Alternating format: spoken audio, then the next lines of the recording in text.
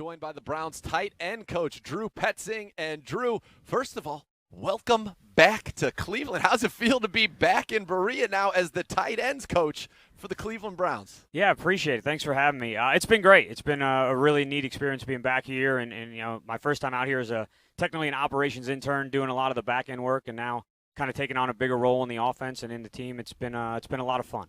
You and Coach Stefanski, think about where he started. Now he's the head coach where you started. Now the tight ends coach, on your way to being a head coach someday. The poster child for you, if you will it is no dream, Drew. We're just worried about today. I'm not thinking that far ahead. He's a far smarter man than I am. I'm just happy to be near him. All right, let's go inside your room, and it's obvious. Listen, you bring in a guy like Austin Hooper, a two-time Pro Bowler. You expect big things, and this is an offense that certainly loves to feature the tight ends, and it looks to me anyway, his chemistry with Baker Mayfield already in midseason form, even though it's very early in the process.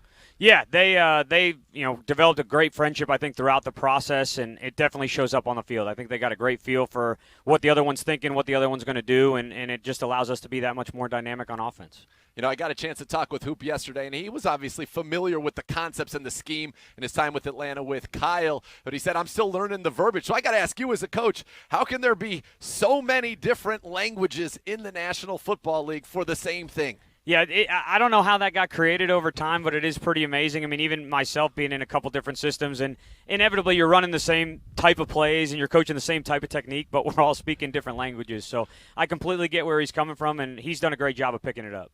And let's go to David Njoku now, former first-round pick, a ton of talent 2 years ago. Guy had over 600 yards. Everybody expected a big breakout last year for a variety of reasons, many of which were not David's fault. It did not happen.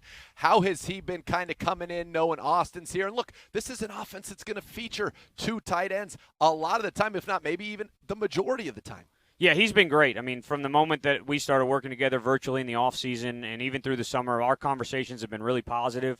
He came in great shape. He's working his tail off in terms of learning the system, and we're definitely going to rely on everybody we have in that room and expect big things out of them. So it's been a lot of fun working with him. How's he doing on the blocking front? Because I know that's one of the things he's come out and said, look, that has to be a big priority for me. We know he's got, if you look at his body, say this guy's going to be able to block anybody, but a lot of it is that technique, and this offense in particular, very specific with those blocking techniques. Yeah, there's no doubt about it. And I think this system is going to play to his athleticism a little bit and let him use that to his advantage in the run game. And, even in a couple short days here in camp, I think we're already starting to see that.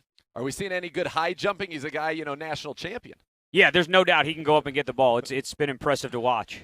So another guy that's come in, Harrison Bryant, and, Andrew Berry said after the draft, look, we weren't even thinking about drafting a tight end. We liked our room. We had Hoop. We had Njoku. We'll talk about Pharaoh Brown and Steve Carlson in a second. But there he was. You bring in the Mackey Award winner, a guy who had over 1,000 yards. And I'll tell you, for a rookie, especially in this offseason, he just looks natural. It looks like he is a very fluid route runner. It looks almost easy for him to do the things, even though I know he has so much to learn as a rookie tight end. Yeah, and he's soaking it up. He's one of the hardest workers I've been around in terms of really wanting to do it the way it's being coached and spending extra time in the playbook.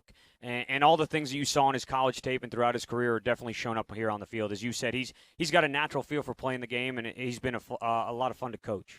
And I know it's always hard for rookies. Austin Hooper said, look, it takes about 3 years because tight ends, you need to know everything in the pass game and everything in the run game. It's kind of, they're throwing a lot at you, but you guys had a rookie in Minnesota, Irv Smith Jr., who played well. Is Harrison Bryant a guy who you think can be ready this year, even with this kind of wild offseason with COVID-19?